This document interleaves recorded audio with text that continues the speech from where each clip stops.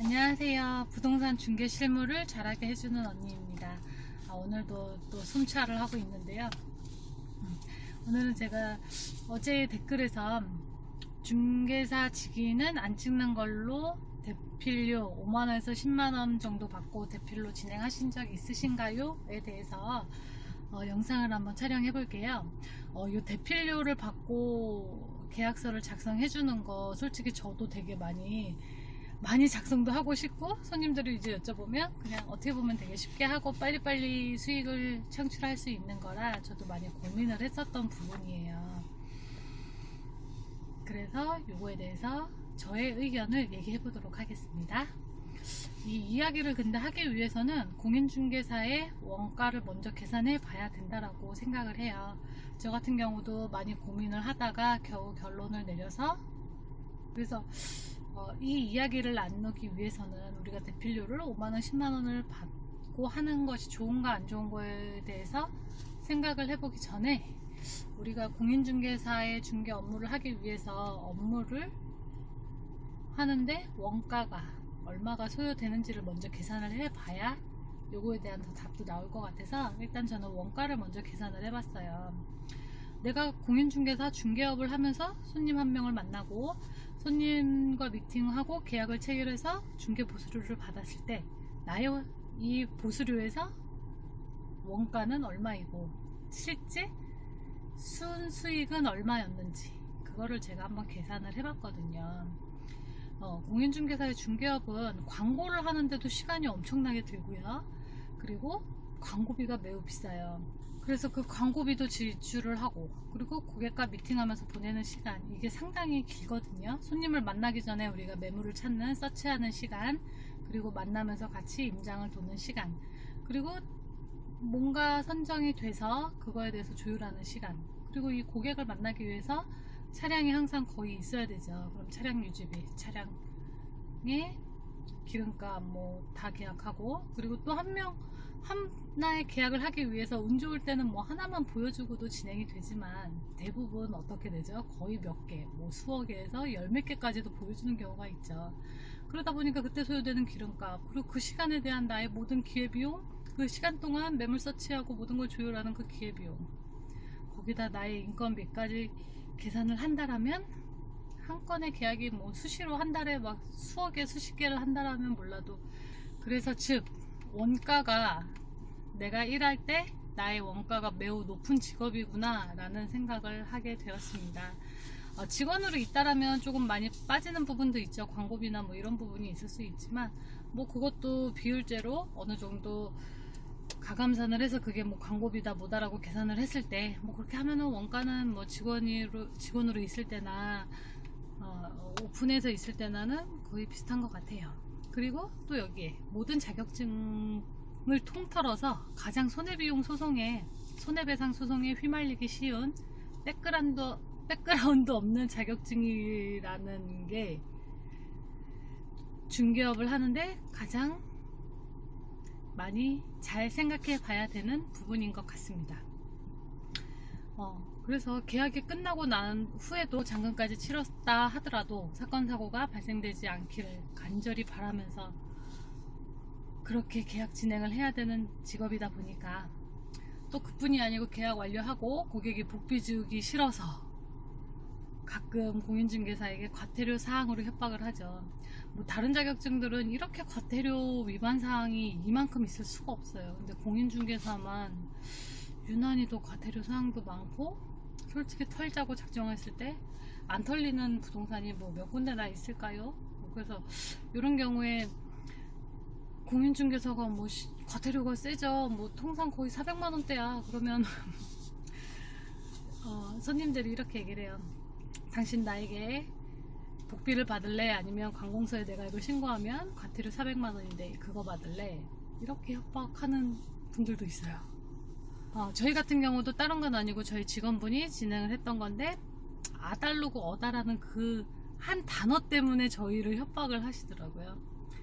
그래서 이것도 이제 잘 해결하고 잘 넘겼는데, 요거에 대한 거 사건 진행하면서 이런 식으로 수차례 협박을 당하기도 하고, 고객의 유형별 해결책이 매우 달라요. 어떤 고객인 경우는 이렇게 해결해야 되고 저런 고객인 경우는 이렇게 해결해야 되고 이제 그것도 다 본인들만의 노하우일 텐데 하여튼 이렇게 저 같은 경우는 별의별 일을 다 겪다 보니까 진짜 중개업의 산전수전 공중전을 다 겪었다라는 생각이 좀 들어요. 그러다 보니까 제 별명이 좀 쌈딱이라는 별명도 좀 붙고, 그래서 제가 만약에 유형별로 중개 좀 협박이 오거나 풀 수 없는 게 기회가 된다라면 나중에 한번 썰로 풀어볼게요. 이렇듯이 겉보기에는 고수입 직업군이라고 생각들은 하는데, 하지만 자신의 노하우가 없다라면 여기서 괴롭히고 저기서 괴롭히고 이리 치이고 저리 치이고 하기 되게 쉬운 직업이에요. 그래서 제가 이 얘기가 왜 나왔냐, 그래서 대체 계약서 대서를 해야 되냐 말아야 되냐, 요거에 대해서 일단은 법률을 먼저 읽어드릴게요. 공인중개사 협회에서 연수교육을 진행하실 때 거기서 자료 나눠주는 연수교육 교재에도 나와 있고, 공인중개사 협회에도 들어가 보면 쉽게 알 수 있어요. 공인중개사법 제26조 개업 공인중개사는 중개 대상물에 관하여 중개가 완성될 때 대통령령이 정하는 바에 따라 거래 계약서를 작성하여 거래 당사자에게 교부하고 대통령령이 정하는 기간 동안 그 사본을 보존하여야 한다. 여기서의 포인트는 중개가 완성된 때죠. 그리고 또 하나, 실무상의 문제점. 중개 실무에서 개업 공인중개사는 소정의 실비를 받고 임대차 계약서 등에 대해서 대서를 해주거나 제작성을 해주는 경우가 종종 발생하게 된다. 하지만 이 경우 개업 공인중개사가 대서를 해주거나 제작성을 한 계약서가 진실된 계약관계임이 분명하다면 이상이 없겠으나, 진실된 계약관계가 아니고 그 계약서 소지인이 사채업자 등에게 금전 차용 등의 목적으로 사용되어 법률적인 사고가 발생한 경우 개업 공인중개사의 책임 문제가 어떠한지가 문제된다. 어마어마하죠. 둘이 다 합의하고 자기들이 다 이렇게 했다라고 해놓고도 나중에 대부업체에 넘어갔어. 그러면 일반적으로 다른 자격증이라면 이런 제도가 있었을 거예요. 너 왜 확인 안 했니? 대부업체 너도 확인해 봐야 되지 않겠어? 네가 잘못 확인한 거야. 그래 놓고 대출을 한 네가 실커 라고 나오겠지만, 공인중개사인 경우는 이거를 공신을 하고 대출이 나갔기 때문에 그거에 대해서 너에게 책임이 있다 라고 판시를 하는 게 현재 우리나라의 재판부의 입장이지 않을까 생각을 합니다. 그래서 중개를 하지 않았더라도 거래 계약서 등을 작성하고 교부해서 거기에 공인중개사의 인장이 날인까지 됐다. 그러면 이 계약서가 실질적으로 존재하는 계약서고 실제 권리 관계가 있다라고 추정을 하기 때문에 공인중개사가 이거에 대해서 도장을 찍은 거에 대한 책임이 막중하다라고 보고 있는 거예요. 되게 억울하죠.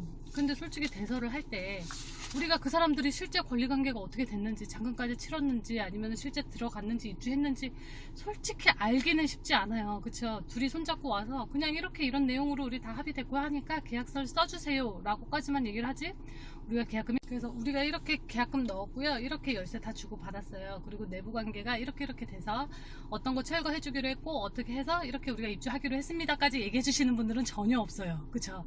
그럼에도 불구하고 어떤 문제, 사건, 사고가 발생했을 때 공인중개사라는 이름 하나가 붙어 있으면 모든 사건, 사고의 당사자가 되기 되게 쉬운 자격증입니다.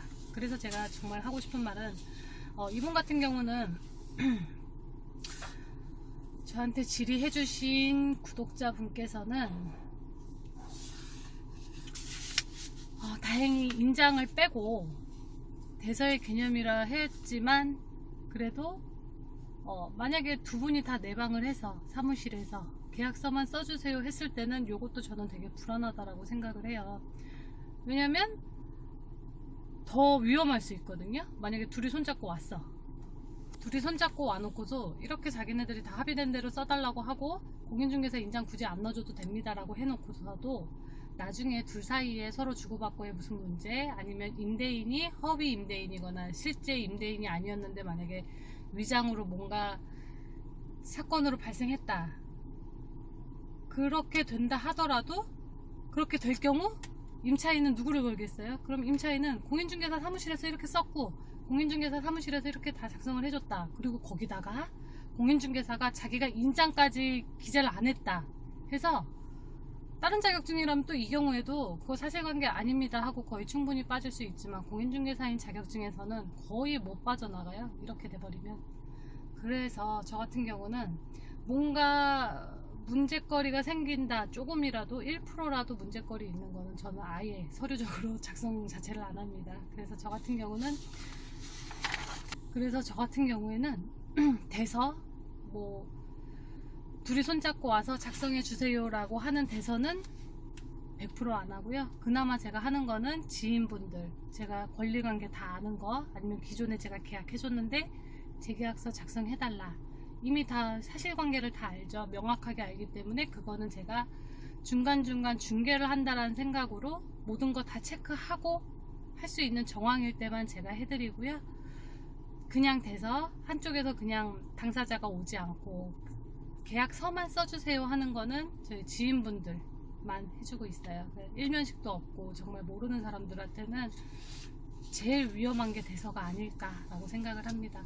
법무사를 했을 때는 대서가 그냥 작성 대리 행위만 하는 걸로만 인식이 돼 있기 때문에 그게 업이에요. 행정사도 그렇고. 하지만 공인중개사의 대서는 되게 위험합니다. 그래서 공인중개사에게 대서라는 업무는 안 하시는 게 훨씬 더 이득이지 않을까라고 생각을 합니다.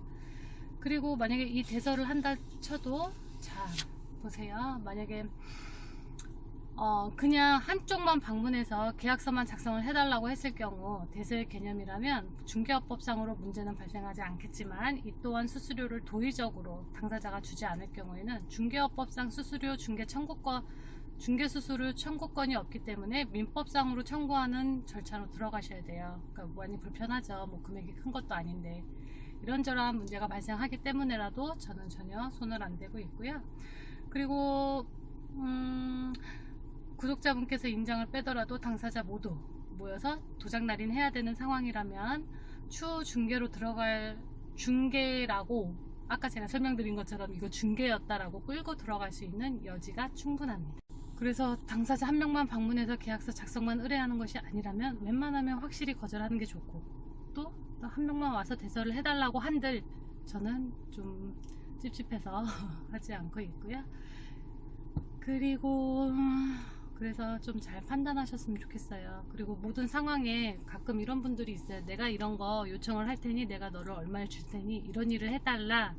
뭐 컨설팅의 개념일 수도 있고, 저 같은 경우로는 뭐 성공보수료를 주겠다. 그러니까 저는 일이 다 끝나고 나서 성공보수료 얼마 드릴까요? 라는 얘기는 들어보기도 했고, 아니면 일을 하기 전에 뭔가 되게 어렵고 복잡한 걸 가져와서 저보고 성공보수료 얼마 줄 테니까 해라 하시는 경우가 많아요. 근데 제가 일을 어떻게 처리하고 어떻게 수임을 받고 했을 때는 저만의 기준을 하나 세워놨어요. 뭐냐면 아까 제가 말씀드린 원가 계산을 왜 해야 되느냐, 그 원가 계산을 하는 이유는 간단해요. 제가 대서처럼 뭐 작은 비용부터 큰 비용까지 되게 많은 컨설팅이나 의뢰나 뭐 교육 의뢰나 이런 게 많이 들어오고 있어요. 그러다 보면 제가 그거에 대해서 어떤 일을 내가 해야 되는지, 어떤 일을 하면 안 되는지에 대한 판단 기준이 일단 저의 그동안 시간당 비용을 계산해 보는 거죠. 내가 원가가 이만큼이었고, 그리고 그동안 내가 노하우를 쌓기 위해서 소요된 시간들, 그리고 비용에 따른 내 기회비용, 내가 이 일을 함으로 인해서 상대적으로 할 수 없는 일들에 대한 기회비용을 생각하고, 이 상담으로 인한 상대방의 기회비용까지 다 고려했을 때 내가 의뢰 들어오는 사건 해결하는 거, 아니면 임장, 아니면 컨설팅 등에 대한 비용을, 나의 몸값을 시간당 비용이 얼마가 적정할까 라고 계산을 해 놓는 거예요. 그러니까 이게 총 내가 일하는 거에 대한 원가 플러스 기회비용, 그래서 그 기회비용이 포함된 금액이겠죠. 그래서 저는 제가 1시간당 100만원이라고 저의 기회비용을 계산을 해놨기 때문에, 만약에 나에게 의뢰 들어오는 일이 100만원, 1시간당에 100만원 정도의 값어치가 있는 일이라면 진행을 하고, 금전적으로 됐든 아니면 그 외에 뭐 되게 소중하신 분들이 의뢰를 하는 일이든 이런 걸 판단했을 때 100만원 정도의 값어치가 있는 일이야 하면 저는 진행을 합니다. 하지만 그런 게 없다라면 되게 쉽게 빨리 이걸 해야 되나 말아야 되나에 대한 결론을 내리겠죠. 그래서 저도 이런 대서를 해야 돼? 말아야 돼? 그리고 다른 뭐 의뢰 들어오는 일들을 내가 해야 돼? 말아야 돼? 되게 많이 고민을 했었는데 저는 이 기준으로 한번 결정을 하고 나니까 그 다음에는 판단을 좀 더 빨리 할 수 있고, 하면 안 되는 일, 해야 되는 일, 해야만 하는 일이 되게 명확하게 구분이 되는 것 같아요. 그래서 공인중개사는 제가 말씀 하나 꼭 드리고 싶은 게 하나 있어요. 공인중개사는 소매업처럼 하나를 팔아서 그게 끝이 아니에요. 공인중개사는 오늘 하나를 팔고 몇 개월, 몇 년 동안 그 내가 한 행동에 대해서 연루될 수 있어요.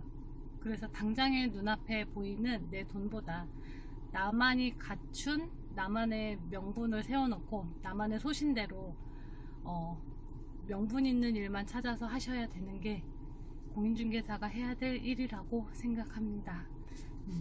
구독자분께서 여쭤보신 대로 대서라는 거는 하지를 않고 있습니다. 소중한 분, 저희 지인분, 아니면 제가 계약을 해드렸던 분들에 한해서만, 정말 법률관계, 사실관계 모든 정황을 다 알고 있는 사건에서만 대서라는 거를 하고 있습니다. 오늘의 영상 요약하겠습니다. 백그라운드 없는 공인중개사 자격증을 간판으로 걸고 하는 대서는 위험하다.